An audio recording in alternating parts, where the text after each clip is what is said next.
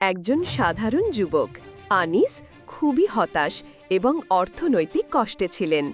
ট্রেডিংয়ে আগ্রহী হলেও বারবার ব্যর্থ হয়ে সবকিছু হারিয়েছিলেন। একদিন তিনি পড়লেন একজন সফল ট্রেডারের গল্প, যিনি ধৈর্য ও সঠিক নিয়মে সফল হয়েছেন। সেই গল্প তার মনকে উজ্জীবিত করল। আনিসের মনে খবর এলো যে সঠিক স্ট্র্যাটেজি, অধ্যাবসায় ও নিয়মিত অনুশীলন ছাড়া সফলতা সম্ভব নয়। তিনি সিদ্ধান্ত নিলেন ট্রেডিংয়ে নতুন করে শুরু করবেন। অনুশীলন, রিস্ক ম্যানেজমেন্ট, ধৈর্য এই জিনিসগুলো মেনে তিনি ধীরে ধীরে লাভ করতে থাকলেন।